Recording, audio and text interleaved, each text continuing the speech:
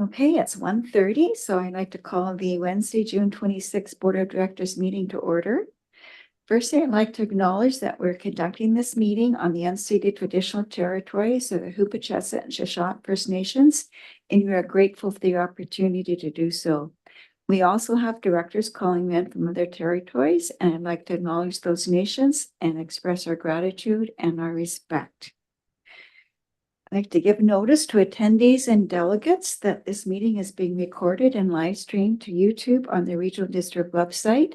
If anybody is looking at us online, please send any questions or comments to responses@acrd.bc.ca. So we'll do introductions. My name is Debbie Haggard. I am the city appointed representative to the Regional District Board. I'm the vice chair of the meeting, and Chair Jack is away today, so I will be chairing the meeting. So we'll go around the room and do introductions. We'll start with you, Cynthia. Good afternoon, Cynthia Dick, General Manager of Administrative Services and Acting CAO. Good afternoon, with Claudia Mariah Coots, Representative for East Shakopee Government. Thank you. I'm Mike Sparrow, Director for Cherry Creek. Good afternoon, Paloma Penny Cote, the Electoral Area Director for Sprout Lake. Terry Fong, Chief Financial Officer. Good afternoon, Heather Zenner, Manager of Administrative Services. Thank you. And then we do have directors zooming in online, so I'll call you by name. And if you could just please introduce Director Siga. Veda Sega, Director for Area C Long Beach. Director Roth. I'm Susan Roth, and I represent the best interests of the people of Beaver Creek. Director Beckett. Bob Beckett, Area A, Banfield. Good afternoon. Director McEwen. Good afternoon, Marilyn McEwen, Mayor of Euclid. Director Boyko. Ian from Boyko, Electoral Area Director for Beaufort. Director Minions. Good afternoon, Shari Minions, Mayor for the City of Port Alberni. And we just had Mike join us. Mike, can you please introduce yourself? Mike Kirk, General Manager of Planning and Development. Thank you, everyone. Next is the approval of the agenda. Is there any additions from directors? Seeing none, we do have a couple additions from our corporate officer. Thank you. Yes, we received 2 pieces of correspondence that was sent out to the board just a little while ago, and I printed copies for those in the room. It's 2 pieces of correspondence related to agenda item 9.1A, rezoning RA 23004. Thank you. Is there any other additions? Could I have a motion to approve the agenda as presented? Moved by Director Beckett, second by Director Cote. All in favor? Any opposed? Motion carried. Is there any declarations of gifts exceeding $250 in value or conflicts of interest? Seeing none, we'll go on to the adoption of minutes, and there's a few today. First, we have the Board of Directors meeting from June 12, 2024. Is any errors or omissions? Seeing none, could I get a motion that the minutes of the Board of Directors meeting held on June 12, 2024 be adopted? Moved by Director Sparrow, second by Director Cote. All in favor? Any opposed? Motion carried. Next is Committee of the Whole meeting, June 12, 2024. Any errors or omissions? Seeing none, could I get a motion the minutes of the Committee of the Whole meeting held on June 12, 2024 be received? Moved by Director Coote, second by Director Sparrow. All in favor? Any opposed? Motion carried. Next is the minutes from the Alberni Valley Regional Airport Advisory Committee meeting held on June 13, 2024. Any errors or omissions? Seeing none, could I get a motion that the minutes of the Alberni Valley Regional Airport Advisory Committee meeting held on June 13th, 2024 be received? Moved by Director Cote, second by Director Coots. All in favor? Any opposed? Motion carried. Next is the Agriculture Development Committee meeting held on June 18th, 2024. Any errors or omissions? Seeing none, could I get a motion that the minutes of the Agricultural Development Committee meeting held on June 18th, 2024 be received? Moved by Director Sparrow. Second by Director Cote. All in favor? Any opposed? Motion carried. Next is the meeting from the Alberni Valley and Banfield Services Committee meeting held on June 19th, 2024. Any errors or omissions? Seeing none, can I motion the minutes of the Alberni Valley and Banfield Services Committee meeting held on June 19th, 2024 be received? Moved by Director Coote, second by Director Sparrow. All in favor? Any opposed? Motion carried. Next is the Electoral Area Directors Committee meeting held on June 19th, 2024. Any errors or omissions? Seeing none, can I motion that the minutes of the Electoral Area Directors Committee meeting held on June 19th, 2024 be received? Moved by Director Sparrow, second by Director Coots. All in favor? Any opposed? Motion carried. Thank you. Next, we have petitions, delegations, and presentations. First, we have Kara Wilkie, Principal, and Haley Ganal McConnell from the Accessibility Specialist Left Turn, Right Turn Limited, presenting the ACRD Accessibility Plan. So welcome, Kara and Haley. I don't know who's going to be starting, but we're looking forward to your presentation. Please go ahead. Yes, thank you very much. It'll be me presenting, so just give me one moment. I'm going to open up a PowerPoint.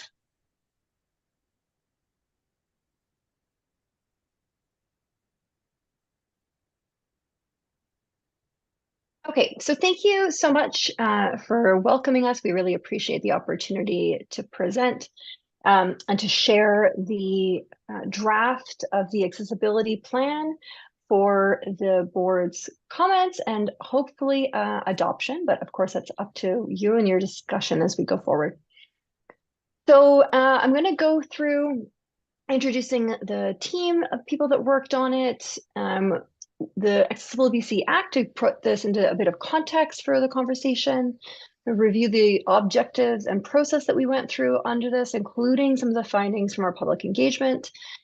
We will then talk very briefly about the draft accessibility plan actions that are in the document that you should have, and then I'll turn things over for any discussion that you'd choose to have.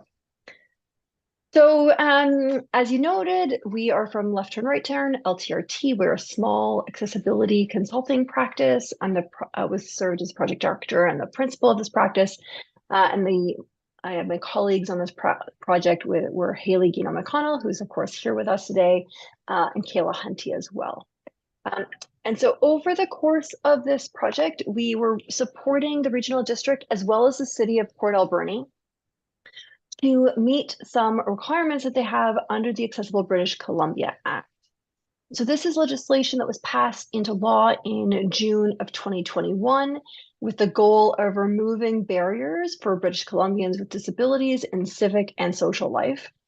At this point in time, one of its main requirements is that certain entities, including municipalities and regional districts, need to prepare and publish accessibility plans.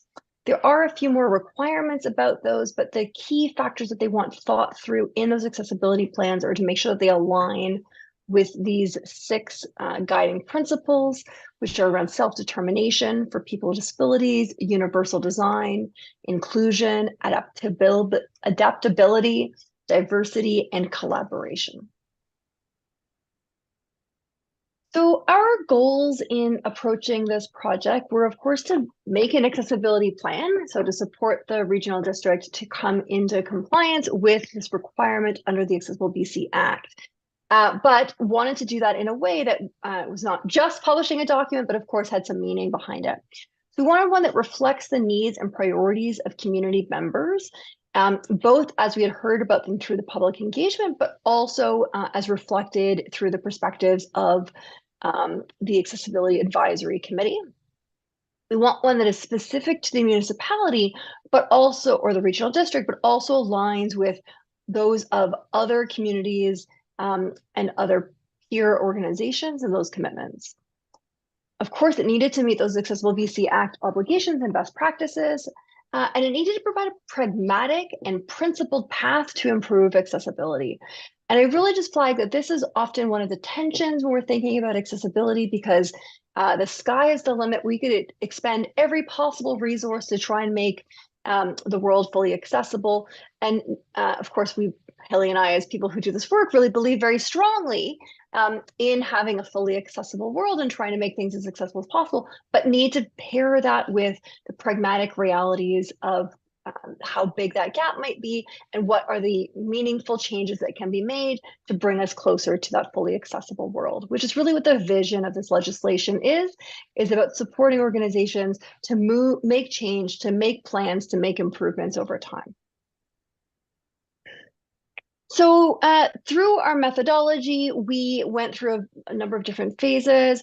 One of those is that we had public consultations, which was through the form of a survey, which was distributed across the regional district. It was distributed through some newspaper postings, as well as across social media and the website for both the city of Port Alberni and the regional district. We did have 3 engagements with the Accessibility Advisory Committee, which is both a legal requirement, but also a best practice, and is made up of people with disabilities, leaders, and disability organizations in the community. We went through some key documents from the regional district to both give us a sense of what do we currently know, what are the current challenges and opportunities, but also to identify where there are some places where there's some alignment between the current plans that might be underway and accessibility considerations. We did staff roundtables, and so we deliberately organized these to be aligned with the priority areas of the Accessible British Columbia Act. We will come back to that, as well as the areas of work and the areas of operations of the district. And so those were really to help us understand from staff, might have they heard from the community, from public, what are they currently doing? Maybe there's activities already underway. What challenges might they already be aware of? So that an opportunity so that we can make sure that the plan aligns with those.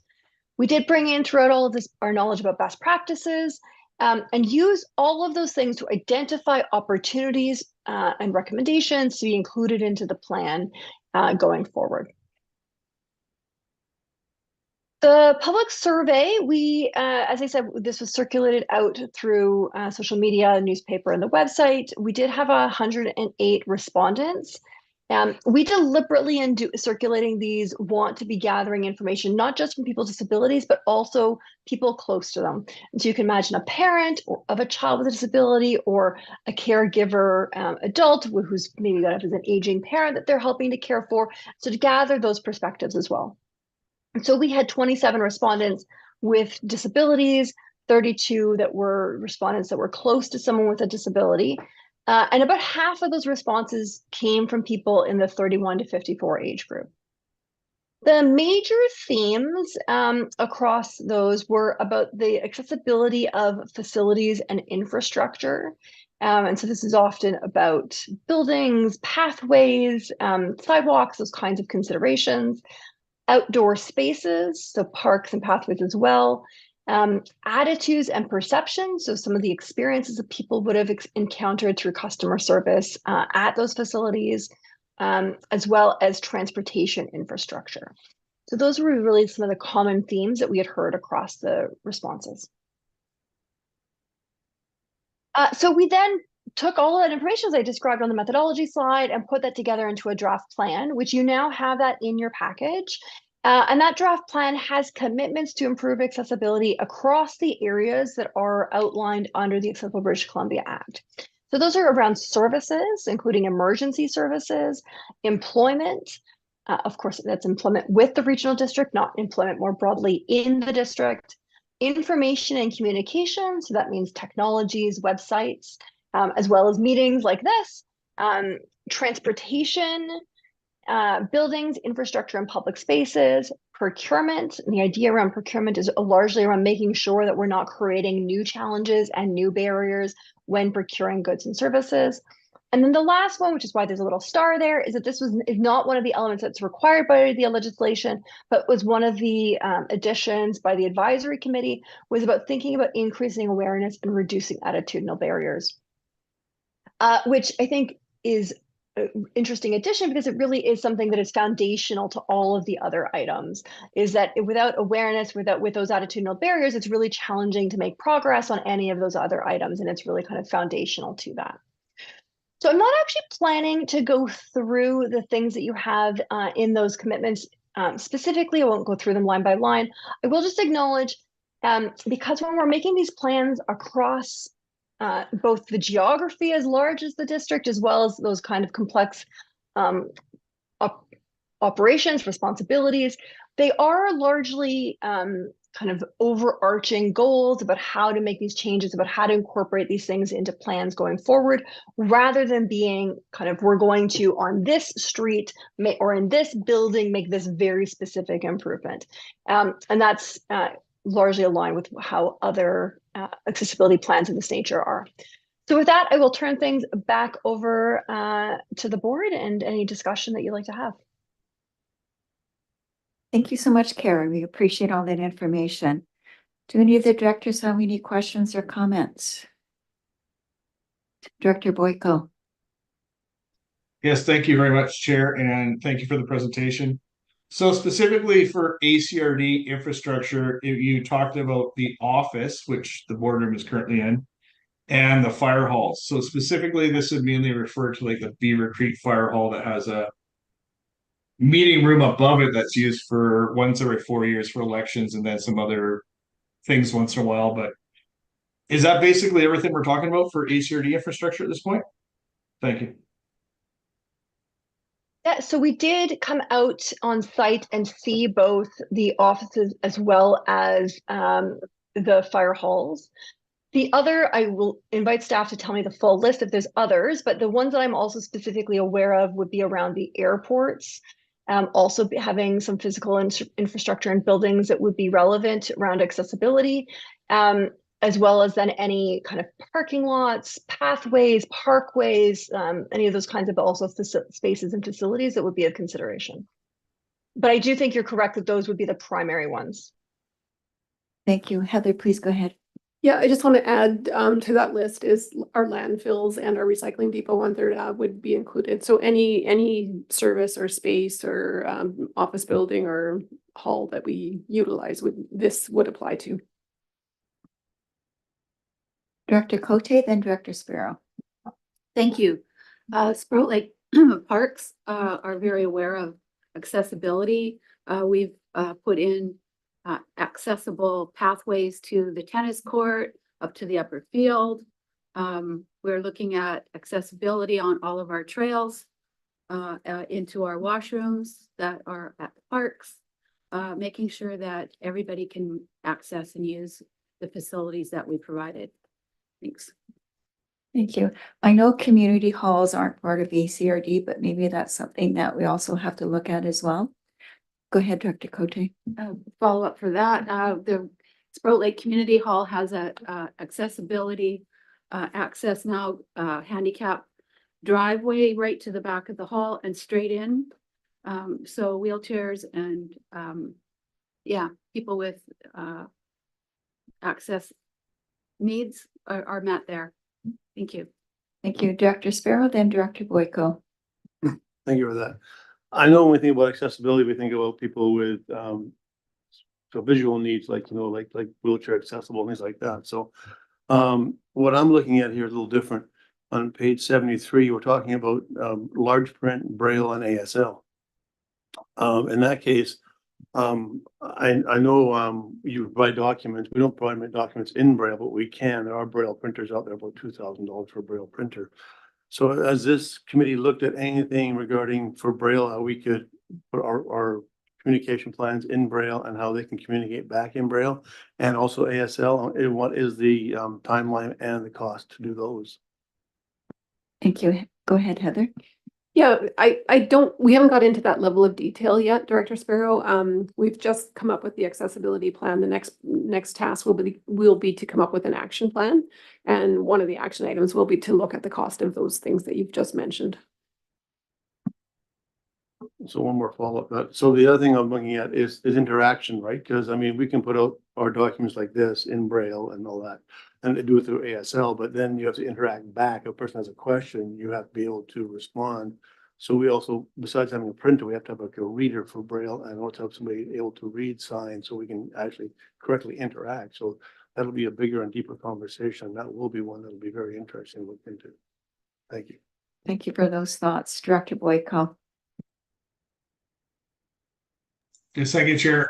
Just following up on what Director Sparrow just said, I have a relative that is blind and is able to read things using Braille, but at the same time, I think Braille is fairly archaic and outdated, and he personally hasn't used anything like that in about 30 years. Everything has a reader and accessibility for iPhones to be able to read, or any other device to be able to read things in a more modern fashion. It reads it out to him. You can play games, you can do things like that.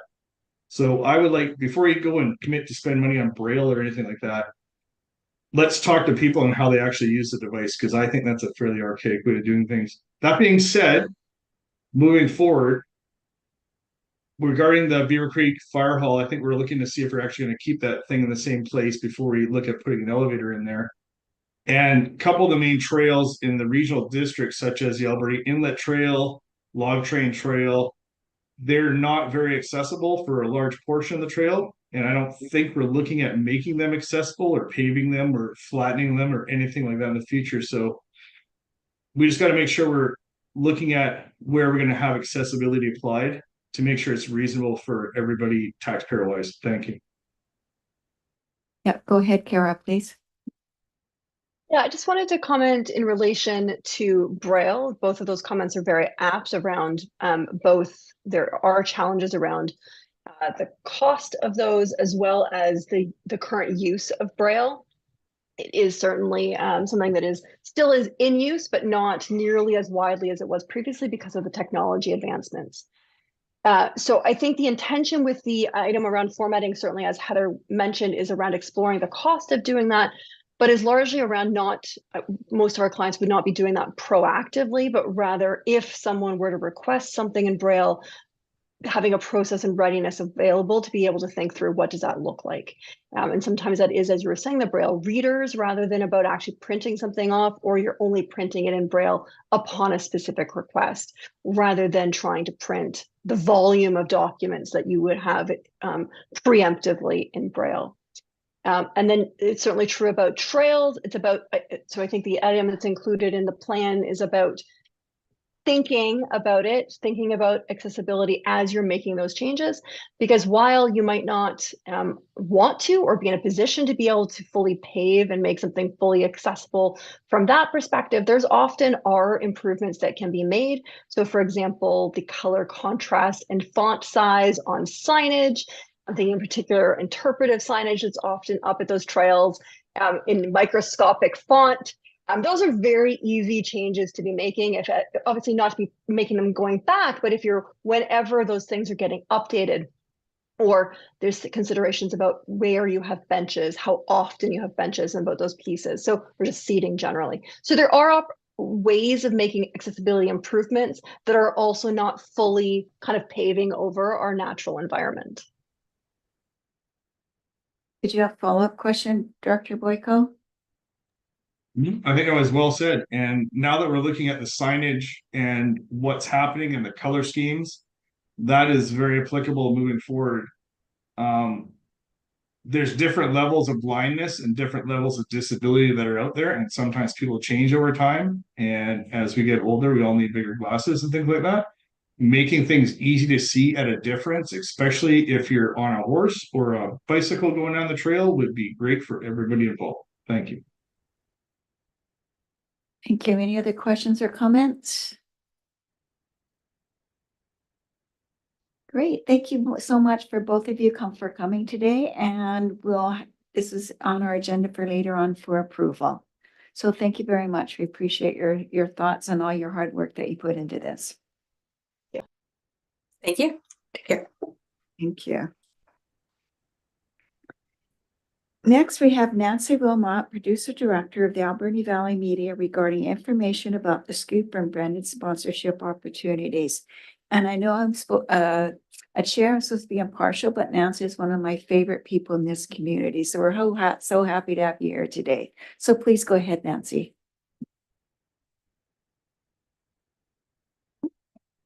Somebody else's microphone. I don't always know how to use somebody else's microphone. Thank you so much for allowing me to come today and tell you a little bit about Alberni Valley Media and the Scoop on Port Alberni. I do appreciate your time. So Alberni Valley Media is a business that I created with two partners, Terry Deacon and Michael Ramsey, 11 months ago. And I can't believe it's not even a year old. It has become my whole world. We created it because the three of us believe strongly in the importance and the value of local media, ultra local media, a local voice telling local stories in a sustainable way. We incorporated as a CCC. That's a Community Contribution Corporation. That does not roll easily off the tongue. I stumble over it every time I see it. It's a legal entity that was created by the British Columbia government about 10 years ago. And it's kind of a hybrid between a for-profit business and a not-for-profit business. So that we have to obey all corporate laws, of course, but we're also required at the end of every fiscal year and upon sale of the business to donate a minimum of 60% of our net profits to community groups or organizations so that our success should benefit the whole community. We're incorporated as Alberni Valley Media, but we release our content online as the Scoop on Port Alberni. We have a Facebook page, we have a YouTube channel, and we have a website. And that website plays on screens, more and more screens around town now. If you've been to Steampunk's Cafe, you'll look up and you'll see my website, our website, playing all day long. It looks like a community channel. It plays scoops or segments talking about the community, interviewing community folks about what they care about. We provide information, we provide updates, promotions. We do an awful lot with the city. One of the commitments we made early on is that we would provide information. We would not editorialize. And this is my favorite part because I get to go on AV Chatterbox and find a real juicy thread that is just full of misinformation and innuendo. And then I can just go out and ask the relevant person what's going on and get real information out there and just post it. And it's wonderful. I don't have to editorialize. I don't have to comment on it. And nobody ever knows how I vote. I don't think anyway. Our scoops are short and generally upbeat, 2.5 to 3 minutes long. As I said, they're often with the city. They're often with different community groups who have things planned. I get more requests now than I can keep up with. We release 5 a week, and I am the only producer. Let me tell you, this is a full-time job. Although our CCC model allows us to apply for grants, our business model is based on sponsorship and advertising. So we do sell ads, we do sell sponsorship. And that's one of the things I do want to talk to you about today. Our scoops are always free. If you have something that you want to get information out about, to publicize, call me up. And as long as I have time and it's within my resources to do, I'm glad to do it. But I also do series. And these are something that I did with the regional district for years before the Scoop. In particular, I produced farm tour series, virtual farm tours, for at least 5 or 6 years with Anna Lewis and Heather Shobe. And I think those videos still exist on the What's on Your Fork website. They're very efficient. They're branded ACRD, What's on Your Fork. You go into a video profile of a farm and a farmer, and it comes out. For more information, contact the ACRD with all of the contact information. And I do know from Heather and Anna that they're very popular. They still get views. I've also done, I'm looking around to see who I've worked with. I've worked with almost everybody at one time or another. I've done Fire Smart series with Randy last year, which were really short fire safe tips, how to fire safe your yard. Much to my husband's embarrassment, we shot all the what not to do's at our place, which kind of motivated him. So I know the tips work. And those are sponsored. They are well branded. Our prices are reasonable because we are so new. And I'm open to pretty much any idea as long as it's within my resources, my capabilities to do it. You're smiling at me, Deb. And I really don't know what else to say, except it's great fun to be out there. There's definitely a thirst for local media. Our viewership grows every day. The only way we can measure that is on our Facebook audience, which grows by about 100 every week. It's not unusual for me to release something at 8 in the morning and have 1,000 views by 11 and 3,500 by 6.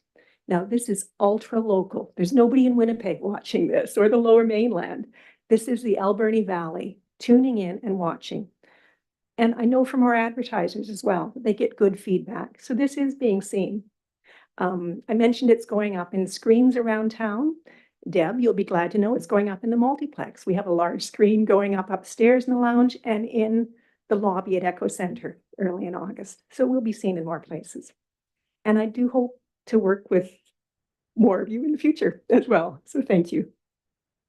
I was smiling, Nancy, because a couple of times you've interviewed me during your days with Shaw, you always made me sound really smart, and I always appreciated that. And I do appreciate the positive messaging that you're putting out about Port Alberni. Yeah, good. Any questions or comments, Director Boyko? Yes, thank you very much, and thanks for coming out today. So I just want to dig into your funding model a little bit more, because this is the first year that that you guys have existed and that you asked for a grant from the ACRD, and I assume from the city as well.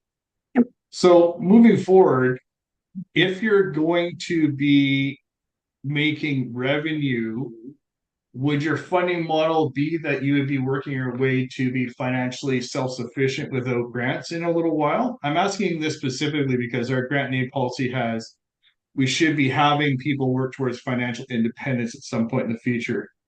So I just want to ask you about that. And we're going to be spending a lot of time on grant needs here in the future. Thanks. The grants are an interesting part of our business model because we assumed we would need more grants to start up. In fact, we hit the ground running. We had 5 scoops out that first week, and we pulled in our diamond sponsors that first week. We only ever applied for 2 grants. One was from the ACRD and one was from Community Futures. The Community Futures grant was specific to a council report, which we are now putting out, and we've got enough for 11 weeks of that. So I don't expect that we would continue to go after small grants. There are some large independent media grants in the 6-figure range that we would pursue, because that would allow us to hire more people and buy more equipment. But the smaller grants, I don't expect that we would need to continue to pursue them. Thank you for the clarification. Any other questions or comments, Director Sparrow, and then Director Beckett? Thank you for that. Yeah, we did a log train trail public hearing, which is the town hall meeting at the McLean's Mill, and you're out there in full force. Not you personally, but your cohort was, and I think you interviewed Director Boyko for a while there and got that information out. So hopefully we can, get rid of the misinformation that we seem to run into and get the proper information. So it's nice to have people that actually will go there and put out information that we can listen to without the rhetoric of Facebook. So thank you. And I should mention that it was a volunteer who followed me over from Shaw, Gerald LeBute, who went out to that meeting. He often attends evening meetings or weekend meetings. He doesn't edit, but he shoots for me, and we couldn't do this without him. And I will also say that the 3 of us who formed Alberni Valley Media have been aghast at what social media and the online world has done to news and information, and created a whole misinformation world out there. And we're pretty small, but if we can provide accurate information, that's what we should be doing. Yeah. Thank you, Director Beckett and Director Boyko. Please go ahead, Director Beckett. Nancy, I'm wondering if you have the wherewithal, the resources, and the interest, now that the Banfield Road's been improved, to come to our gem of a community. We've got some amazing, wonderful stories, including the recent Wood Frame Guild group that came down and has framed up the community hall as an example. It's absolutely stunning. But I'll make it brief. Is there any capacity for stories other than the Alberni Valley. So I'll include Banfield and the rest of the Tofino, Ucluelet, and those areas. Yes and no. Currently, I think I've shot enough scoops for the next 3 weeks already. So I'm kind of triaging every morning and trying to figure out what I need to edit now to get on the air right away. But our intention is absolutely, as we add staff, to move further abroad. And in fact, we're hoping to have the scoop on Pacific Rim out there, and the scoop on Banfield, and the scoop on Oceanside, because I think it only makes sense that each community should have someone telling their own stories. And if we found a vehicle that is sustainable, that is watchable, that works, we want it to spread. Thank you. Director Boyko, then Director Cote. Thank you very much. And I think you're right about having comments online, and they can get quite heated at some times. And we've seen that with some controversial subjects, however you want to say that. That's kind of why we had the meeting last week. And having a town hall like that, that's wide open, that people can come, have a quick little agenda, and then get their voice heard. Everybody gets a chance to talk. We find that's working great out in the regional areas, and we're going to keep doing it. Thank you for your help. Director Cote. Thank you, through the chair. Thank you for what you're doing, because it's so important. I don't do social media, so seeing the clean version is really important for me. So my question right now is, you're here explaining what you're doing, and were you looking at sponsorship, or is there a request to the regional district?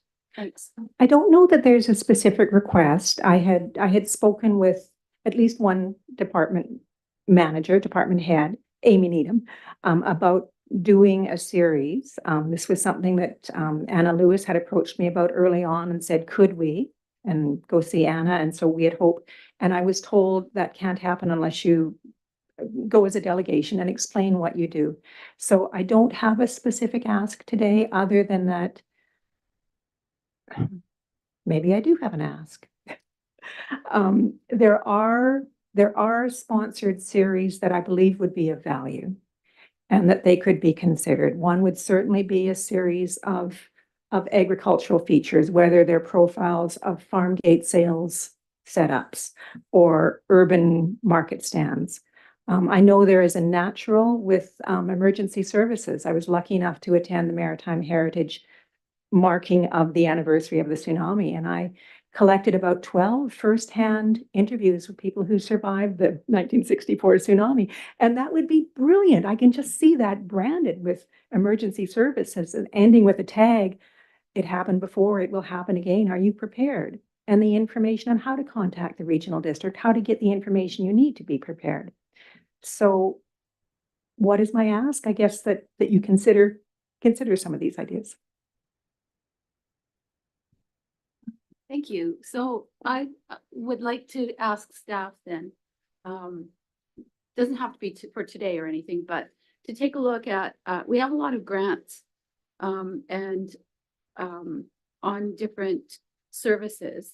So is there an opportunity to use some of those grants to create series? And sorry, it might not be you, but no, that's okay. But it brings forward a really great point that, you know, we've all considered our communications in the past as being really not, we don't sell ourselves very well at all at the regional district. We don't celebrate our triumphs. We really don't do the best job in the past. And we're really striving to make sure that we have that communications link to the community. So it just brings to light that this is another opportunity for the regional district that I'd really like staff to take a look at. Thank you so much for coming today. Thank you. As a follow-up to that, I was wondering if I could make a motion. I would like to make a motion that our Director of Communications or other relevant staff members work with the Scoop for any communications and our branded sponsorships opportunities. So that kind of falls along with what you said, if that's okay.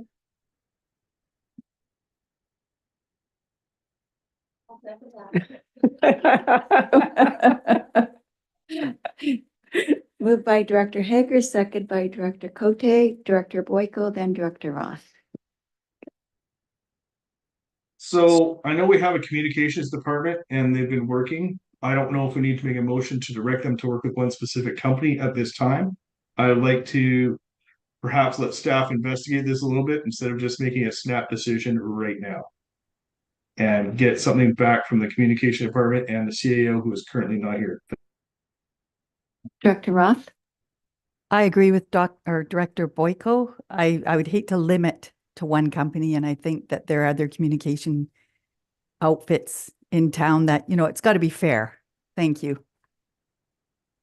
Yeah. Any other questions or comments?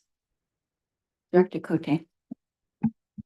Could we hear the motion and maybe we could just make a friendly amendment? Thank you. I move that our Director of Communications or other relevant staff work with the Scoop for any communications and or branded sponsorships opportunities.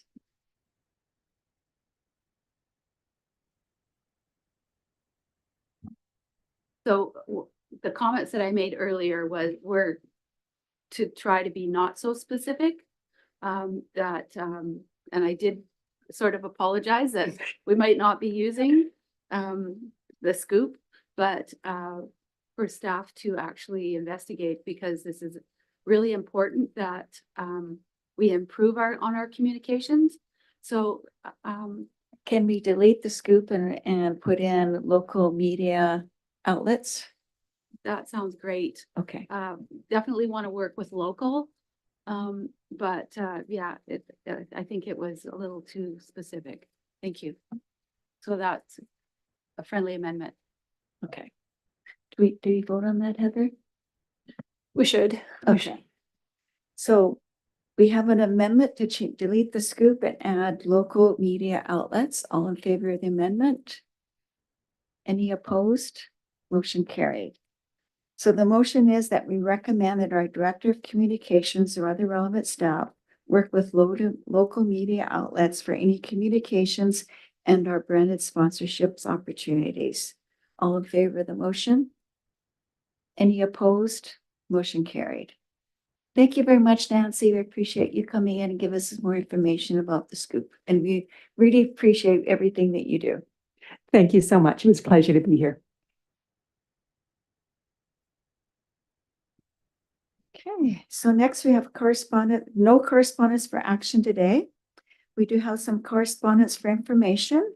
We have invitation from the Alliance Resource Breakfast Series, invitation of the 11th Annual Resource Breakfast Series, which is held during UBCM week. We have information from the Government of Canada regarding the OpenNet Pan Salmon news release. And we have a report from the Tofino Community Food Initiative Impact Report 2023. So I'll just talk about the Resource Breakfast Series. I don't know if anyone from the ACRD has attended these, but I usually go to 2 of them every year. The one I like to go to is from our Josie Osborne, the Ministry of Energy, Mines and Low Carbon Innovation, just because she's our local MLA, and I love to support Josie because she's very supportive of this community. And the second one I go to is from the Ministry of Forest, Minister Ralston, just because forestry is still relevant to our community. So if you haven't attended and you have any desire to do so, please do so. They're very informative. Go ahead, Director Cote. Thank you. I don't know that we've ever been charged for it in the past. Yeah, we've always been charged as I go every year and we're charged. Okay. Okay, great. Thank you.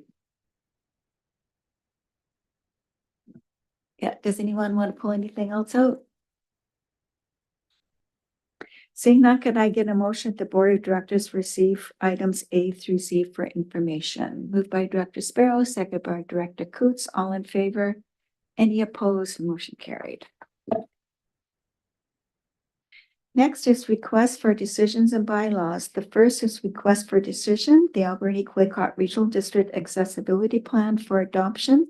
And our Manager of Administrative Services, Heather Zenner, please go ahead. Thank you. So I don't have too much to add because the consultant did a good job of providing an overview.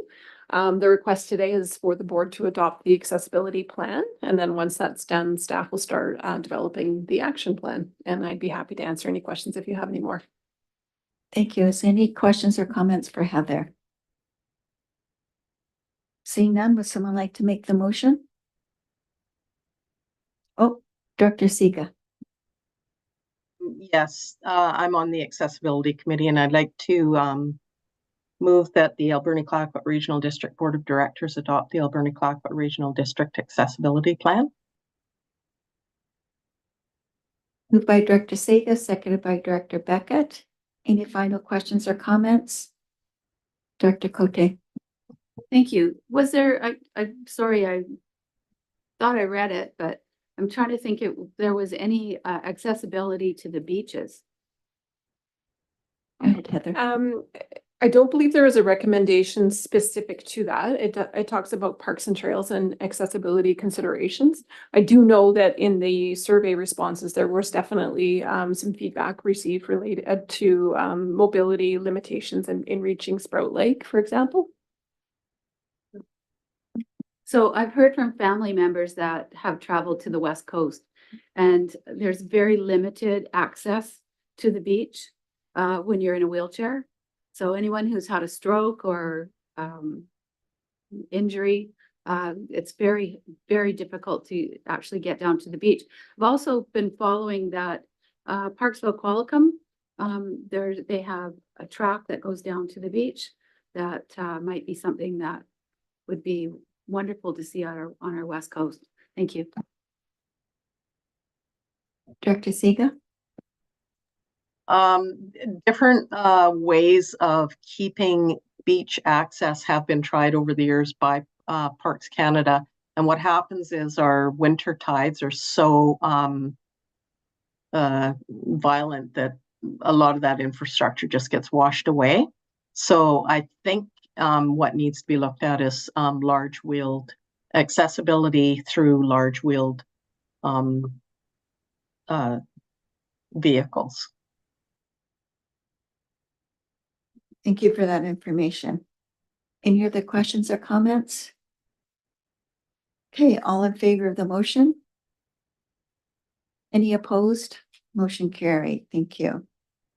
Request for decision, Regional District of Nanaimo Legislative Reform Letter of Support Request. Heather, please go ahead. Thank you. So the board's been asked to provide a letter of support to the Regional District of Nanaimo to support the legislative reform initiative through the development of a working group through UBCM. Director Cote. I'd like to make the motion that the Alberni-Clayoquot Regional District Board of Directors provide a letter of support for the Regional District of Nanaimo Legislative Reform Initiative.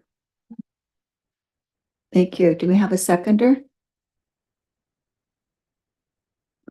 Director Sparrow? Thank you. Director Roth and then Director Boyko. Yeah, I just would like to make a couple comments in the request for decision. It talks about the legislative reform initiative, and then the summary of the session, it's talked about what they heard, and I was quite pleased to see that there's particular, well, not that there's challenges that they're going to do something about it or looking at doing something about it, but there's particular challenges with the Local Government Act raised by participants at that session. And two of them stood out to me, and it's that incorporation should not be the only other governance option for rural areas. There should be intermediate step available, and that electoral areas lack power and resources.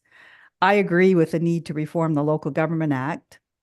The current governance structure for Beaver Creek is not working well, and I'd like to see an intermediate step available while we work towards incorporation. So I'm really glad to see that Nanaimo is moving forward with this. Thank you. Director Boyko. Yes, thank you, Chair. I'd like to have this as a recorded vote because I'm going to say something next that's going to be a little challenging. We're asking to add more bureaucracy into the rural areas is what this is doing. Looking towards adding business licensing, subdivision approval, fireworks, parking, tree, taxation, funding models, it just goes on and on. So adding more bureaucracy and more things for bylaw to do out here and to look at where people are parking and things like that, I am not in support of. Having businesses licenses out here, we don't have it, we don't have authority. Having that as a potential future revenue stream for the ACRD, I'm not in support of, and I don't think any of the taxpayers out here would be as well. So I will not be voting for this, and please make this a recorded vote. Thank you. Director Roth, did you have another comment? Your hand is still up. Yeah, I do. And now that I'm listening to Director Boyko and I understand his perfect perspective, I agree with Director Boyko. Thank you. Any other questions or comments? Okay, when I call for the motion, could I please ask you to keep your hands raised until I call your name? All in favor of the motion? Director Coots, Director Sparrow, Director Cote, Director Hager, Director Beckett, Director McEwen, Director Minions. Any opposed? Director Roth and Director Boyko. Thank you. The motion is passed. Request for decision, notice on title 5661 Strict Road, Port Alberni, Leonard and Cherish Clement. Mr. Erg, General Manager of Planning and Development, please go ahead. Yes, thank you. So this report was considered by the board at the last board meeting, and a decision was made to defer to clarify if the notice on title process should go in camera. The CAO has clarified that the notice on title process is public and is separate from any bylaw enforcement processes, which generally do go in camera. I won't go through what was presented at the last meeting. I'll just briefly note that a detailed timeline is provided in the report, and that the HRD has not had any recent correspondence within the last several or 10 months since July 2023 from the property owners, and is recommended that a notice on title be placed on the property. Thank you. Thank you, Director Roth. Thank you.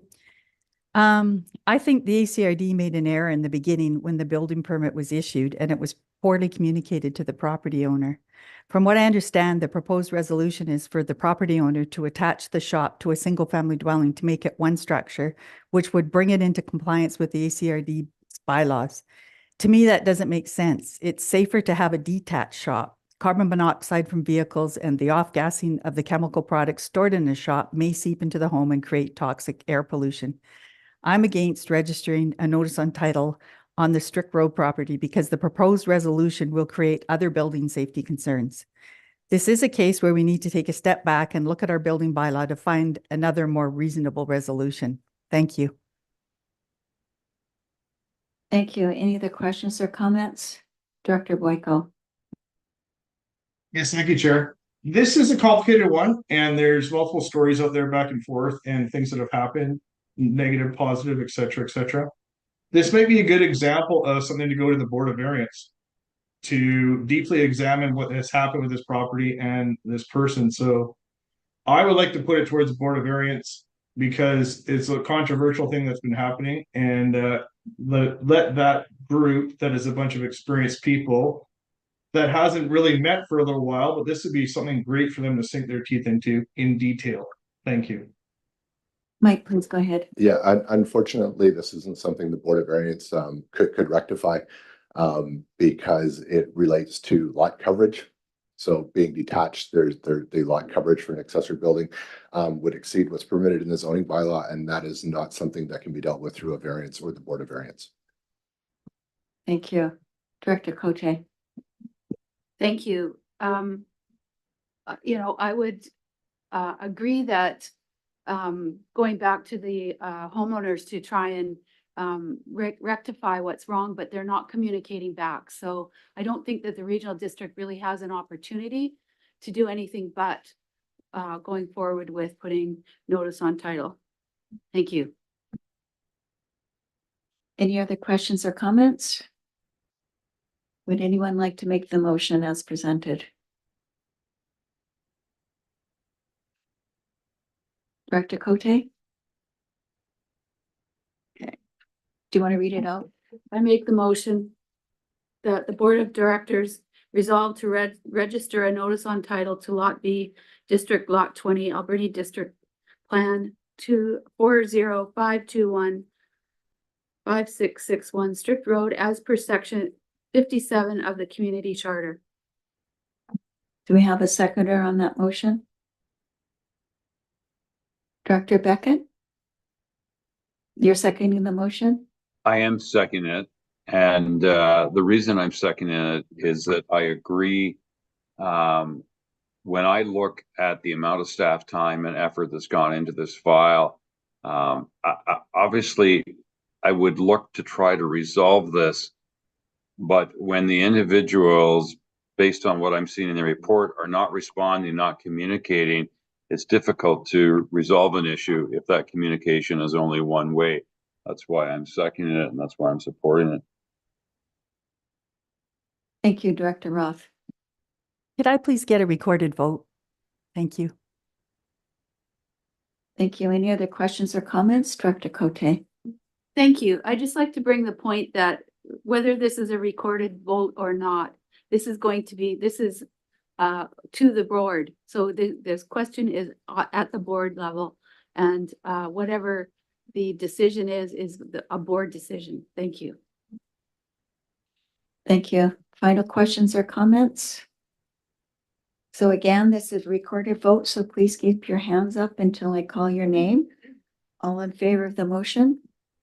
Director Coots, Director Sparrow, Director Cote, Director Haggard, Director Siga, Director Beckett, Director McEwen, Director Minions.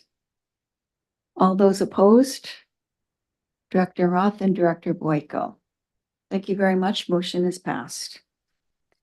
Next, request for decision, formal lease application, LBA lease 2023-005, Dan Harrison. Jenny, you're online. Please go ahead.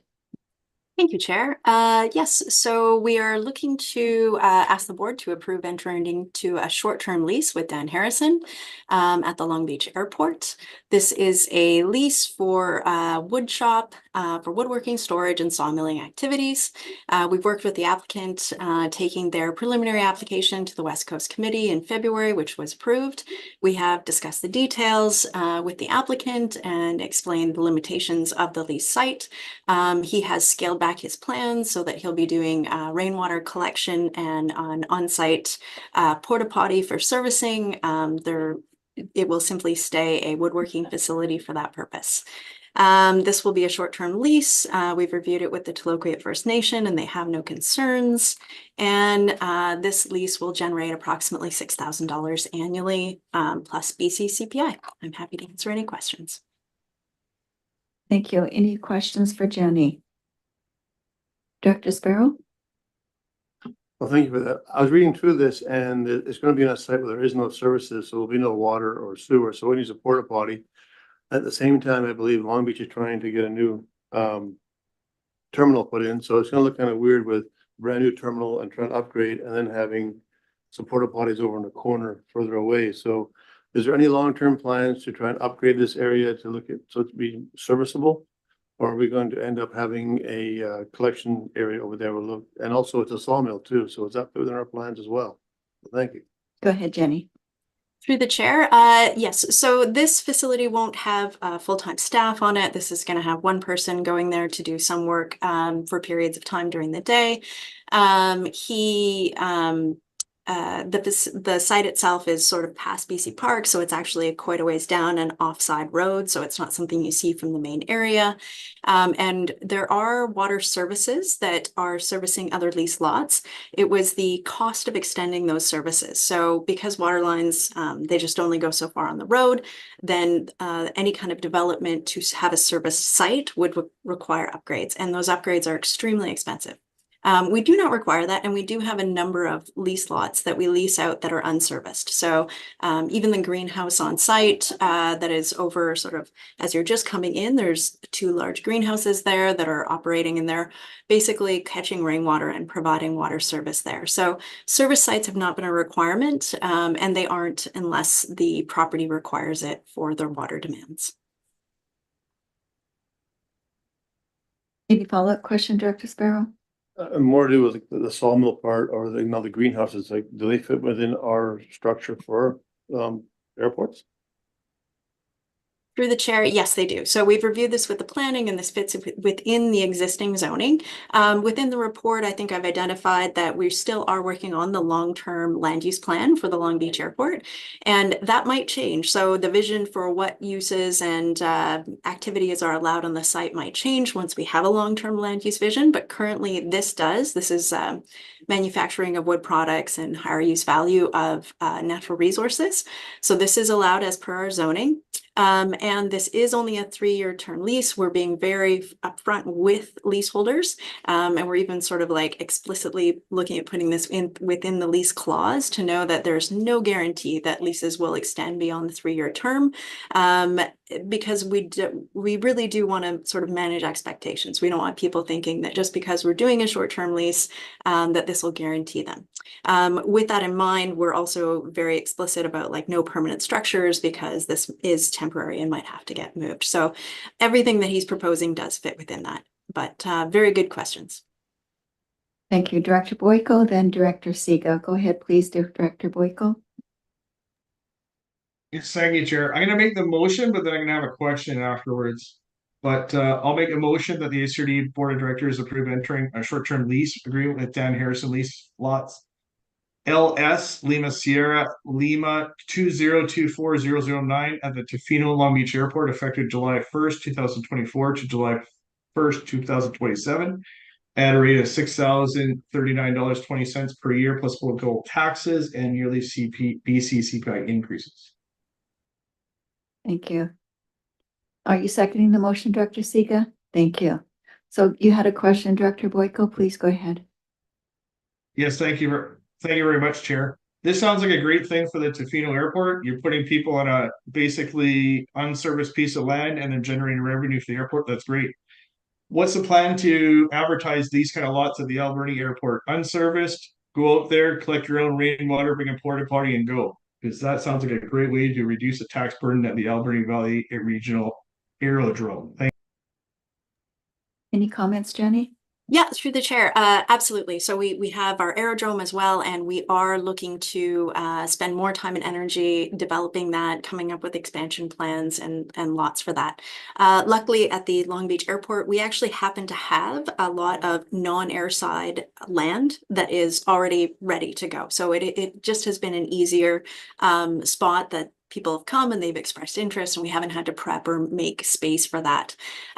Whereas at the Alberni Valley Regional Airport, we have airside lots, which we want to make sure we're focusing on airside use, but coming up with more of a long-term development plan is one of the objectives for that. So it is on our radar for sure, and becoming more and more important. Thank you, Jenny. Director Siga. Thank you very much. I'm definitely in support of this application because the leaseholder is very aware of what the limitations are. And this speaks to our official community plan that is being built and the need for an industrial area that can more appropriately service the local businesses. And I think as long as we recognize that the airport area is not really conducive to an industrial area, just in terms of it being in the tsunami zone, and there are other lands that hopefully we can access that would be less vulnerable and easier to create a permanent solution to the lack of industrial area here. Thank you. Thank you for that. Any final questions or comments? All in favor of the motion?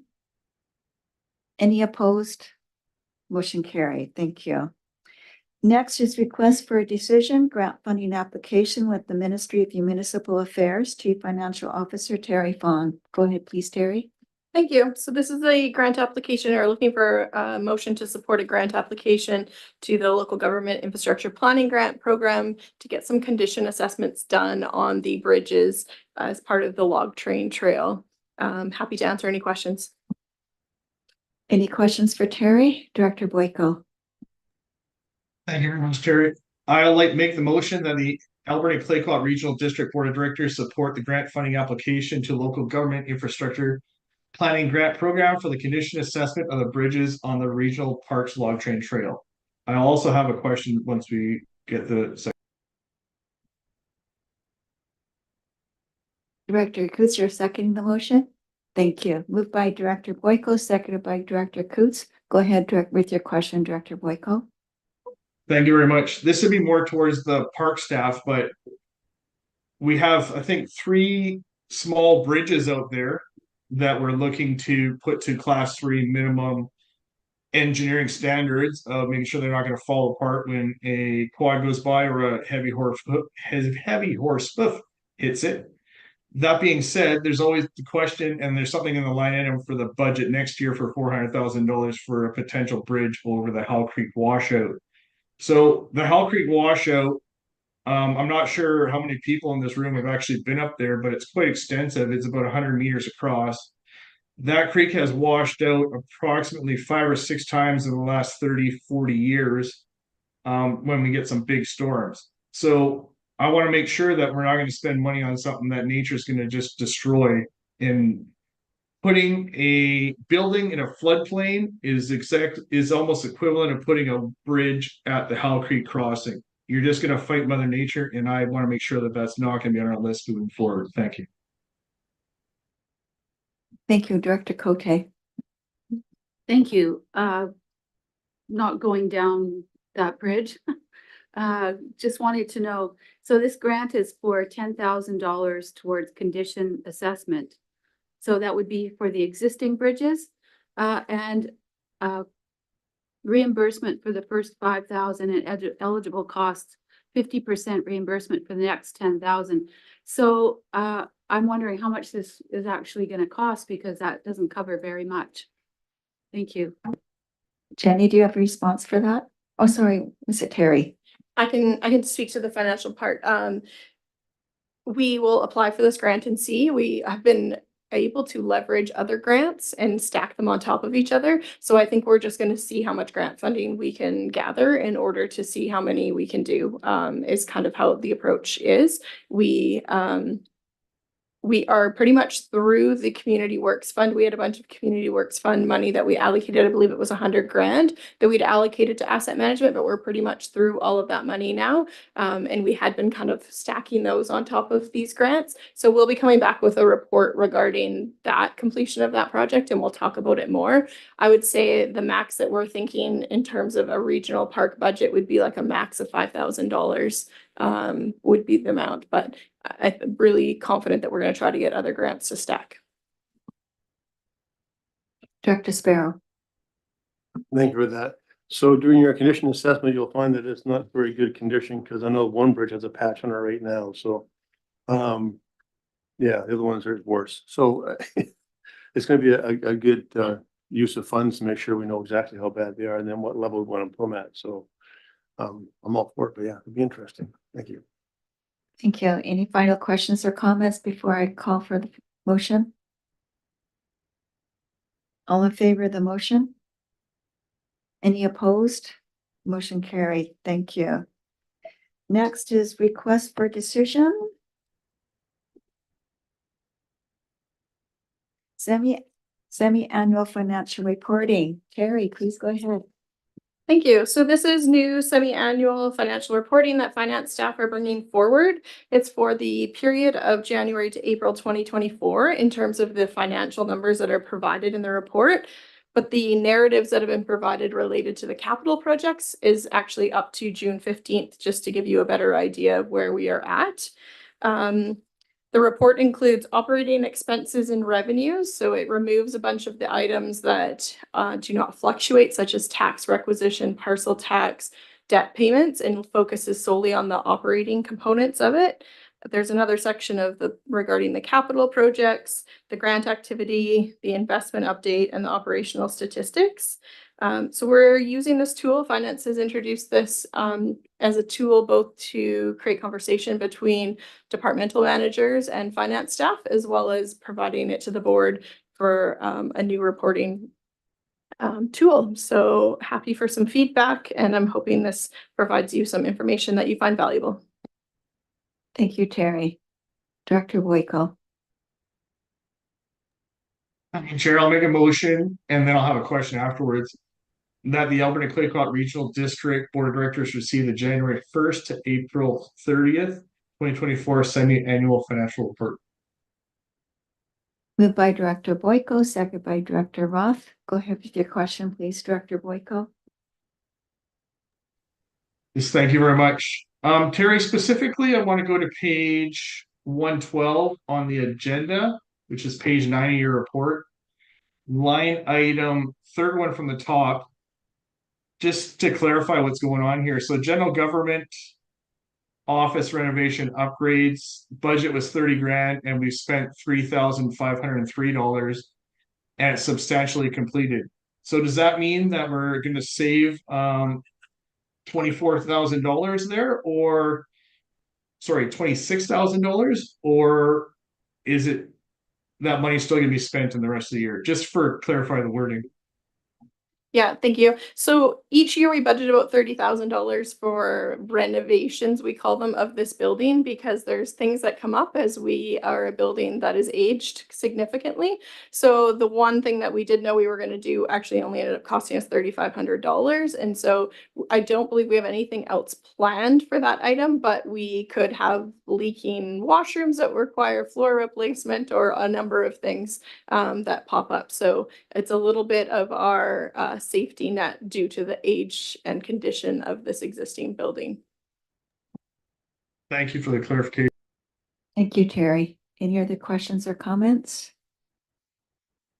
Seeing none, all in favor of the motion? Any opposed? Motion carried. Next, request for decision 2023 statement of financial information. Please go ahead, Terry. Thank you. So I believe this is our last report, financial report based on 2023 information. And it includes our financial statements and schedules regarding remuneration and expenses, suppliers of goods and services. So this report requires approval by the Board of Directors and then submission to the Ministry of Municipal Affairs. Once this report is all finalized and approved, we will upload it to the website for information. Happy to answer any questions. Thank you, Terry. Any questions or comments from directors? Seeing none, would anyone like to make the motion? Director Roth? Moved by Director Roth, second by Director Cote. All in favor of the motion? Any opposed? Motion carried. Thank you.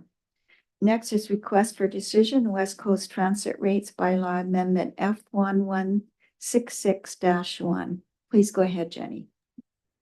Yes, so we're looking to do a bylaw amendment so that we can institute seniors' rates. We have worked with the West Coast Transit Working Group to establish a rate of $2, which is a discount from the standard rate of $5.50. Those are available in single passes or books of 20. This is supported in order to support basically accessible transit. So we have free students as well as monthly passes of $100, providing really good options for all sectors on the West Coast. Happy to answer any questions. Thank you, Jenny. Any questions or comments? Director Sparrow. So what's a senior? Carefully answer. I forgot to find out what that is. Seniors. Oh, I'll have to get back to you on this. You can't self-declare, I don't think. If you go to Shoppers Drug Mart, it's 55, if you can believe it. I was very offended once when they asked me if I was a senior. Okay, so any other questions or comments? Director Cote. Thank you. I'm so thrilled with this because being on the Alberni Claycott Health Network and watching the transportation action table and the things that have happened on the West Coast with transportation has just been absolutely life-changing for people out in that area. So just thrilled and like that there's children are free to ride the buses and a student that would be from 13 on, or what would the age limit there be? I believe for students it is 18 and under. 18 and under. Absolutely wonderful service. It's quite affordable in my opinion. And yeah, gives everybody an opportunity out there. Thank you. Would you like to start reading the motions? I could start unless anybody from the West Coast wants to. Okay, here I go. I'll move that the Alberni Clayoquot Regional District Board of Directors give first reading to the West Coast Transit Fees and Charges Bylaw Amendment Bylaw number F1166-1. Second. Moved by Director Cote, second by Director McEwen. Any final questions or comments? All in favor of the motion? Any opposed? Motion carried. Please go ahead. I move that the Alberni Clayoquot Regional District Board of Directors give second reading to the West Coast Transit Fees and Charges Bylaw Amendment Bylaw number F1166-1. Second. Moved by Director Cote, seconded by Director McEwen. Any final questions or comments? All in favor of the motion? Any opposed? Motion carried. Please go ahead. I'll give third reading. Second. Moved by Director Cote, seconded by Director McEwen. Final questions or comments? All in favor of the motion? Any opposed? Motion carried. And I would move adoption of bylaw F1166-1. Second. Thank you. Moved by Director Cote, seconded by Director McEwen. Final questions or comments? Seeing none, all in favor of the motion? Any opposed? Motion carried. Thank you very much, everyone. Next is request for decision, Sprout Lake Volunteer Fire Department Water Tender Fire Apparatus. Please go ahead, Terry. Thank you. So the purchase of a new water tender for the Sprout Lake Volunteer Fire Department has been challenging as the truck market for fire trucks is ever changing and challenging. This truck has been designed by the department to closely match another one in their fleet a number of years ago in order to simplify volunteer training as well as maintain fleet uniformity. We had heard earlier from the board this year about exploring the used truck market, and we did make sure that we had provided these specifications to a company that does provide used trucks. We will note, however, that the specifications are quite high and probably unlikely to find a used truck for the specifications. Nevertheless, there was only one submission received for this opportunity, and it will require a budget amendment if the board would like to proceed. It is also a new way of securing trucks in that the price is not firm. So there is only a couple of fire truck companies in the market right now, and it gives them the ability to make it where they can't finalize the price. So we have built in a little bit of a buffer in case we require it. So it could come in slightly less than this new proposed budget. But I definitely recognize this market is tough and these prices are ever changing. But in order to continue to meet the fire standard, we likely need to proceed. If you'd like to look at other options, we can take it back to the drawing board, but staff are confident in our recommendation that we should proceed. Thank you, Terry. Director Cote.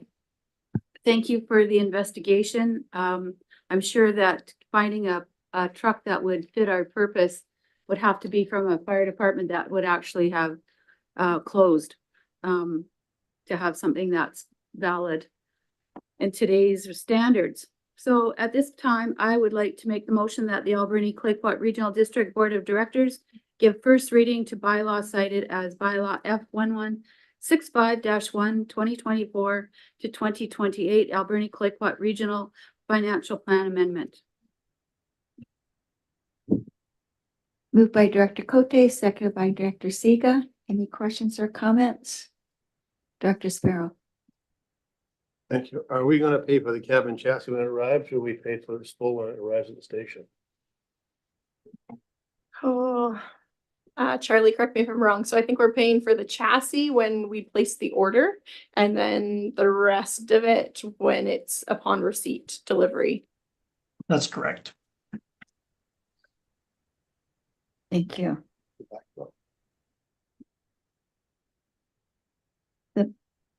Any other questions or comments? All in favor of the motion? Any opposed? Motion carried. Please go ahead, Director Cote. I will move second reading. Moved by Director Cote, seconded by Director Sparrow. All in favor of the motion? Any opposed? Motion carried. Please go ahead. I'll move third reading. Moved by Director Cote, second by Director Sparrow. All in favor of the motion? Any opposed? Motion carried. Please go ahead. Thank you. I'll move that the Alberni Clayoquot Regional District Board of Directors adopt bylaw cited as bylaw F1165-1 2024 to 2028 Alberni Clayoquot Regional District Financial Plan Amendment. Moved by Director Cote, second by Director Siga. Any questions or comments? Seeing none, all in favor of the motion? Any opposed? Motion carried. Please go ahead. Thank you. I'll move that the Alberni Clayoquot Regional District Board of Directors award the water tender fire apparatus contract to Hub Fire Engines and Equipment Limited in the amount of $678,219.50, excluding GST, plus a 10% contingency, and authorize the CAO to negotiate and execute the contract on behalf of the ACRD. Moved by Director Cote, seconded by Director Siga. Any questions or comments? Seeing none, all in favor of the motion? Any opposed? Motion carried. Thank you. Next on the agenda is request for decision, security issuing bylaw F1167 for District of Tofino borrowing. Terry, please go ahead. Thank you. So this is for $10 million of long-term borrowing for the District of District of Tofino. Sorry, Director McEwen, not you. Related to the wastewater treatment facility that's being built out there. And it's through the Municipal Finance Authority for the fall 2024 borrowing opportunity. I will just note that this is not the last of the borrowing that will be done for this facility. There's another approximately $6 million worth of borrowing room that will likely come to the board either in spring 2025 or maybe fall 2025. So looking for 4 readings of the bylaw today. Just a reminder that municipalities do not have an ability to borrow directly with the Municipal Finance Authority. So this is the routine procedure to come to the regional district and borrow through the regional district board as their borrowing mechanism. Thank you, Director Siga. I would like to make the motion that the Alberni Clayoquot Regional District Board of Directors give first reading to the bylaw cited Alberni Clayoquot Regional District Security Issuing Bylaw number F1167 2024. Second. Moved by Director Siga, seconded by Director McEwen. Any questions or comments? Seeing none, all in favor of the motion? Any opposed? Motion carried. Please go ahead, Director Siga. I'd like to move second reading. Second. Moved by Director Siga, seconded by Director McEwen. Any questions or comments? All in favor of the motion? Any opposed? Motion carried. Please go ahead, Director Siga. I'd like to move third reading. Second. Moved by Director Siga, seconded by Director McEwen. All in favor of the motion? Any opposed? Motion carried. Please go ahead. And I'd like to move that the Alberni Clayoquot Regional District Board of Directors adopt bylaw cited as Alberni Clayoquot Regional District Security Issuing Bylaw number F1167 2024. Second. Moved by Director Siga, seconded by Director McEwen. Any final questions or comments? Seeing none, all in favor of the motion? Any opposed? Motion carried. And I'm sure the District of Tofino thanks Director Siga and Director McEwen very much for making those motions. Next is planning matters. This is for electoral area directors only.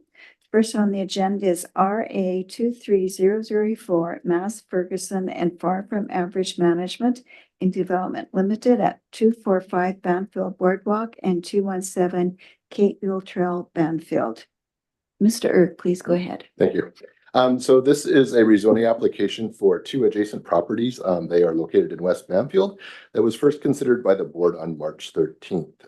As required by the Local Government Act, notices were placed in the June 12th and 19th editions of the AV News and were mailed and hand delivered to residents and property owners within 100 meters of the subject property. And this occurred on June 10th and June 11th. Input has been received from the 3 neighbors.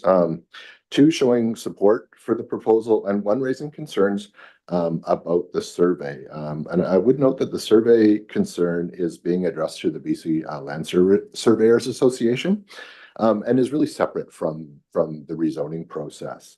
And so this would not impact the rezoning. Any rezoning or any zoning would apply to the entire property regardless of any lot line or survey boundary adjustments. And I would also note that a new survey would be required if this property was to proceed through the rezoning as part of the subsequent subdivision. So I think that is being addressed. In addition to those comments, prior to adoption, confirmation of on-site sewage disposal capacity will be provided.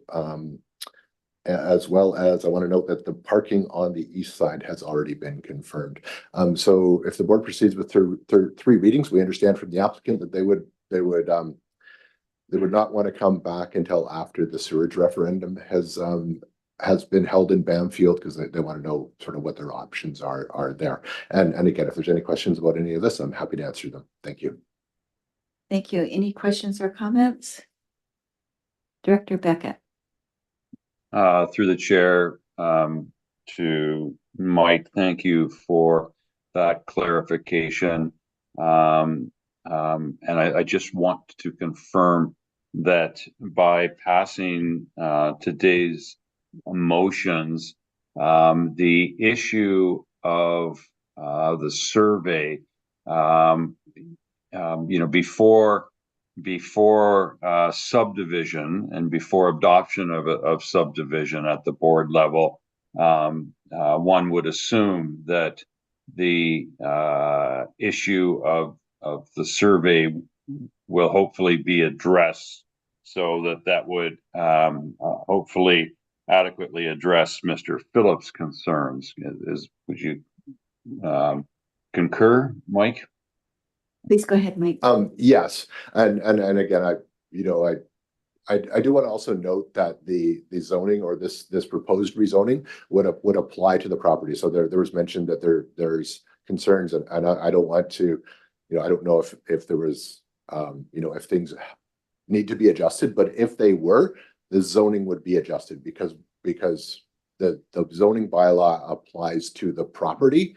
And so if a surveyor or the surveyor general of BC determines that there is some adjustments to what is shown currently, so say a lot line is moved a meter, for example, the zoning would still apply to those new lot boundaries. So it's a bit of a complicated process, but you're rezoning the property sort of regardless of any future lot line adjustments. That's great. So with that, thank you, Mike. Thank you, Chair. With that, I would make the motion that bylaw P1488 Regional District of Alberni Clayoquot Zoning Atlas Amendment bylaw be read a first time. Moved by Director Beckett, seconded by Director Siga. Any final questions or comments? All in favor of the motion? Any opposed? Motion carried. Please go ahead, Director Beckett. The bylaw 1488 Regional District of Alberni Clayoquot Zoning Atlas Amendment bylaw be read a second time. Moved by Director Beckett, seconded by Director Siga. Any final questions or comments? Seeing none, all in favor of the motion? Any opposed? Motion carried. Thank you. Please go ahead. Sorry, Chair. That bylaw P1488 Regional District of Alberni Clayoquot Zoning Atlas Amendment bylaw be read a third time. Moved by Director Beckett, seconded by Director Siga. Any final questions or comments? Seeing none, all in favor of the motion? Any opposed? Motion carried. Thank you very much.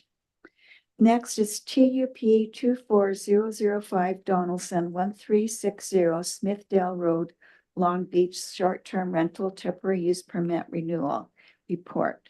Please go ahead, Mike. Yes, so this is a property in Port Albion. The owner is applying to renew their temporary use permit. The original 2-year temporary use permit was issued for 2 years, and that's because the OCP at the time only allowed for 2-year term in a temporary use permit.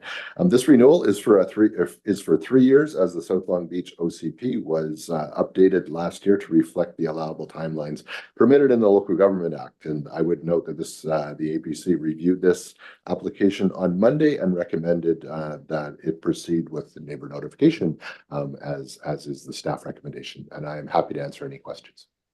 Thank you. Any questions or comments? Director Sieg, would you like to read the motion?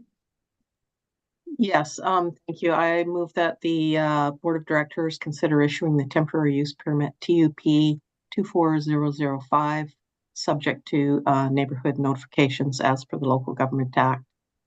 Thank you. Moved by Director Siga, second by Director Sparrow. Any final questions or comments? Seeing none, all in favor of the motion? Any opposed? Motion carried. Next is DVD 22003 Heatherington 8542 Sterling Arm Drive, Sproat Lake Development Variance Memorandum and Permit. Mike, please go ahead. Yes, the board reviewed this application at the June 12th meeting and made the motion to consider issuance of a development variance permit subject to neighbor notification as per the Local Government Act. A notice was sent to all residents and property owners with 100 meters of the subject property on June 14th. This variance will reduce the setbacks from the natural boundary and front yards to 17 feet. The principal residence side yard setback to 5 feet and to 3 feet for the attached garage. It's recommended that the board issue this variance, and I'm happy to answer questions. Any questions or comments? Director Cote, would you like to read the motion? Thank you. I would move that the Alberni Clayoquot Regional District Board of Directors issue development variance permit DVD 22003. Moved by Director Cote, seconded by Director Siga.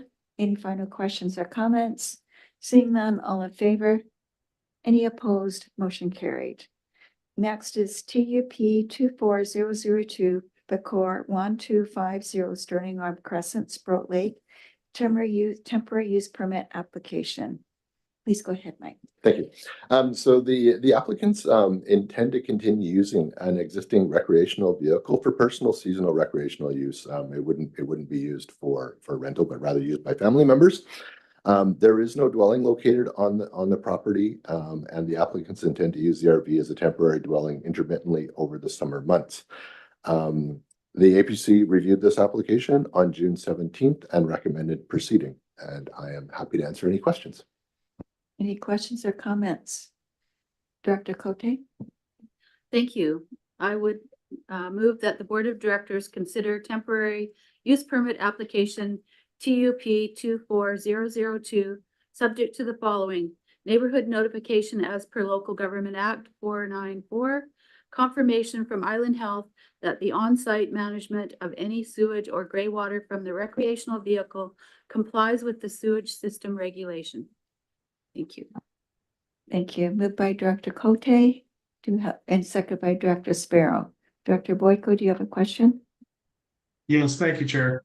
So this is the first kind of temporary use permit to use an RV on a lot that doesn't have a house that I've seen, or I think that exists. So they're not allowed to use this RV for a period exceeding 24 hours in a row, but they're allowed to use it multiple times over 3 years. Is that what I'm reading correctly? Thank you. So the zoning bylaw would limit RV use to a 24-hour period. The temporary use permit would allow them to continue using the temporary use permit would allow them to use the recreational vehicle on the property over the 3-year period, with the potential to renew it for another 3 years. So just as a follow-up, so we're allowing them to use an RV on their property for 3 years, unrestricted use, as long as it's family and not renting it out. Okay, I just want to make sure I'm clarified on what's actually happening there. Thank you. Director Cote? Thank you. The Sproat Lake APC really looked at this application and were concerned about it being a RV, but this has historically been on this piece of property for a very long time. this was one of the options that was available to this applicant. So the Sprout Lake Advisory Planning Committee actually approved this. So understanding what the circumstances were, that it's not a rental and that it's the family that has been on this piece of property for 30 years or something like that. So there's no change to this. It's just allowing them to be there legally. Thank you. Did you have another question, Director Boyko? Yes, certainly, Chair. So by giving them a temporary use permit that gives them 3 years and they can renew it once, we're semi-legally allowing them to do it, but we're also saying within 6 years, this needs to be changed and it will end at that point. So there is a change in what's happening out there, just as long as the applicants are well aware of that. That being said, it would be good to have, if a director wanted to look into this, because this kind of sets a precedent for other regional areas, because there's lots of RVs out here. If they could see the video of the Sprout Lake APC to see what kind of discussions were held and see the detailed minutes, that would be great. So that other directors could dig into the comments that were made before they're making a decision, instead of just they support it. Because sometimes directors want to dig in and get a lot more information. Thank you. Thank you, Director Cote. Thank you. Yes, that would be great if their directors could watch the video. It's important to understand what this precedent is. I also brought up at that meeting that the definition of RV and what's happening on different properties. I have a property near me that has a platform with a tent on. It's not in any of our building codes or anything like that, but this is what they're doing.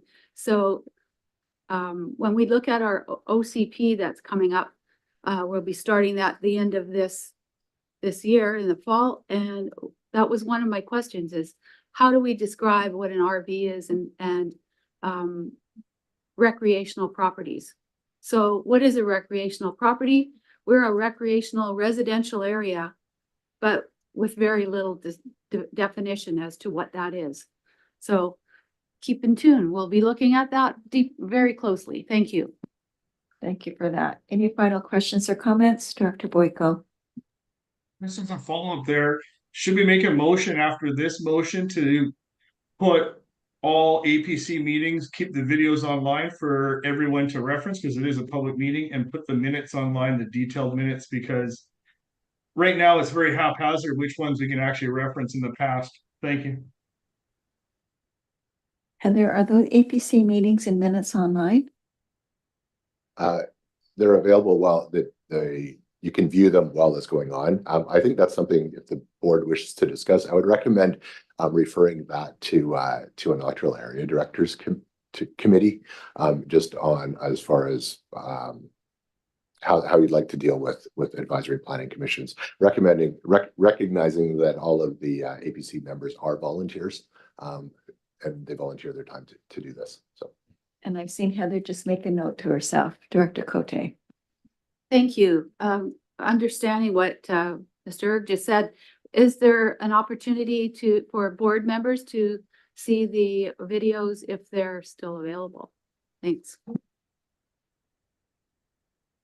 Mike, do you know? I would have to check with our IT department. Thank you. Any other questions or comments? So the motion has been moved and seconded. All in favor of the motion? Any opposed? Motion carried. Next is electionary directors Antofino, RT 24004, small scale multi-unit housing secondary suites, rezoning text amendment memorandum and bylaw 1500. Mr. Erg, please go ahead. Yes, thank you. So I think, as the board is aware, the Local Government Act was amended in December 2023 to require local governments to update their zoning bylaws by June 30th, 2024 to comply with the small scale multi-unit housing legislation and to allow secondary suites in all single family zones. And that's what this bylaw is doing. And so on June 12th, the board gave 3 readings to bylaw 1500, and it is recommended that the board adopt this bylaw to meet the June 30th deadline. And I'm happy to answer questions. Thank you. Any questions or comments? Director Cote? I was just gonna make the motion that bylaw P1500 Regional District of Alberni Clayoquot zoning text amendment bylaw be adopted.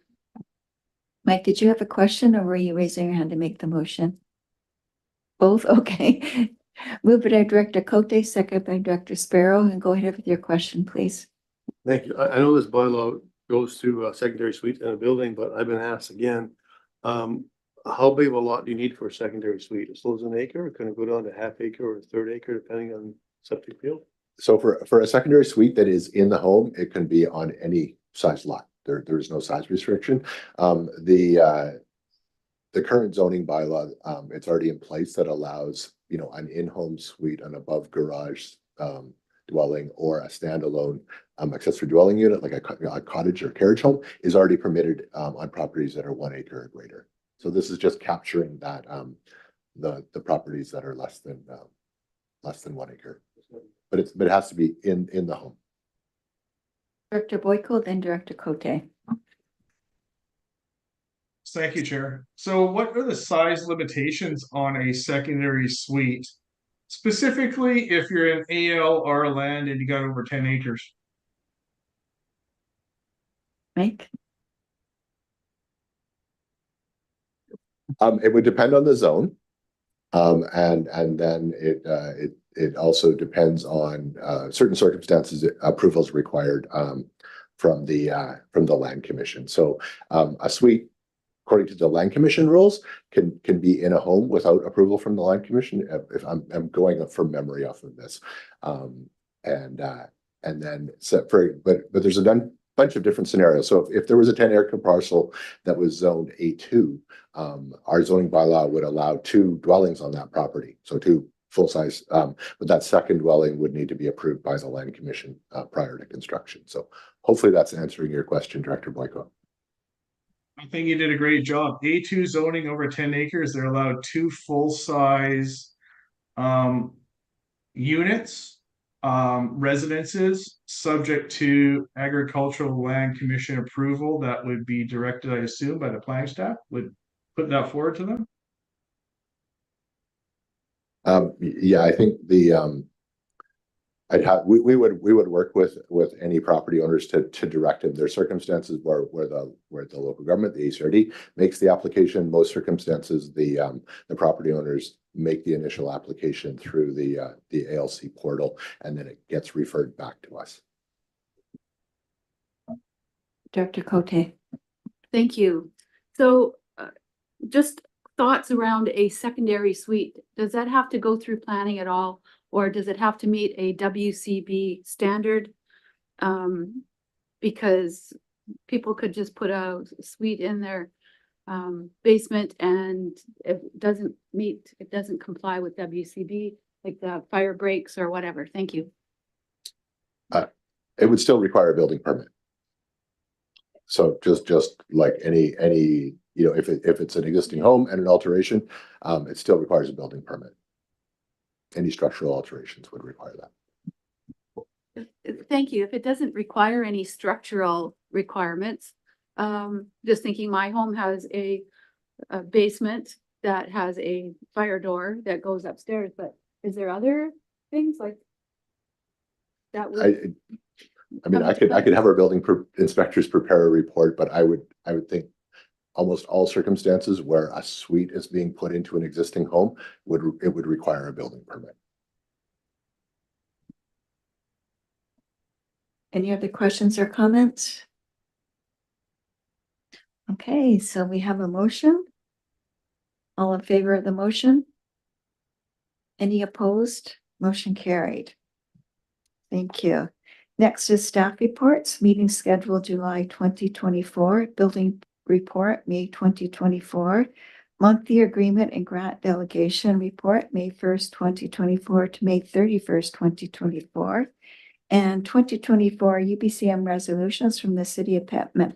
Pitt Meadows, Amy Needham's Sustainability Planner. Does anybody want to pull anything out for comments or questions? Seeing none, could I get a motion that the Board of Directors receive the staff reports A through D? Moved by Director Beckett. Second by Director Coots. All in favor of the motion? Any opposed? Motion carried. Next is member reports. 911 Corporation, Director Beckett. Our next meeting is this Friday, Madam Chair. Thank you. Vancouver Island Regional Library, Director Cote. Thank you. Nothing new to report. Although they did have their first financial committee meeting with the board and everything went really well. Thank you. Thank you. Alberta Valley Chamber of Commerce. I just talked to the executive director of the Chamber of Commerce at an event last week, and she said the visitor numbers are increasing every month. They're still below from pre-COVID, but they're optimistic that they'll eventually get there. And they have one more student to hire for the summer. But other than that, things are going great, doing lots of onboarding with their new staff for the summer, and they'll also be getting in new merchandise. Did you have anything to add, Director Minions? No, that's great. Thanks for the update. And we do have a board meeting tomorrow morning as well. Thank you. Air Quality Council, Director Sparrow. Thank you for that. I'll keep it brief, I've been told. We had a new radio public service announcement going on building do-it-yourself air cleaners for wildfire season is being developed for airing during July and August. I think they had one at the fall fair last year to show it off. They're following up on recent letters between Air Quality Control and Ministry of Forest regarding slash burning. The purple low-cost air quality monitor 14th Avenue went offline. They're trying to fix that. And the Alberta Quality Council has requested ACRD feedback on a possibility of cooperating for applying for a Plan HBC Healthy Communities grant for up to $15,000. And a few more things coming up. That's all I have to report right now. Thank you. Thank you, Director Sparrow. Association of Vancouver Island and Coastal Communities, Director Cote. Thank you. We had our first meeting for the executive, and we're looking at the survey that was put out for advocacy work and narrowing it down and figuring out how we're going to be bringing forward for all our members. So interesting. There's the legislative reform issue that was talked about. So trying to get some feel of what we can present going forward. So that's it for now. Thanks. Thank you, Director Cote. Tawaskam Public Advisory Group, Dr. Sparrow. Thank you again. Tawaskam Forestry has signed agreements with T-Shet, Upachesit, Pachidat, Chuckleset to create their own integrated resource management plans to inform forest management about their territories. So that's actually quite a big document, so it's good. Helicopter logging has started on Henderson Lake. Funding has received to debuild 14 kilometers of old roads to reforest with a carbon objective. There's a meeting focused on a presentation of the sustainability indicators that describe the forest certification process.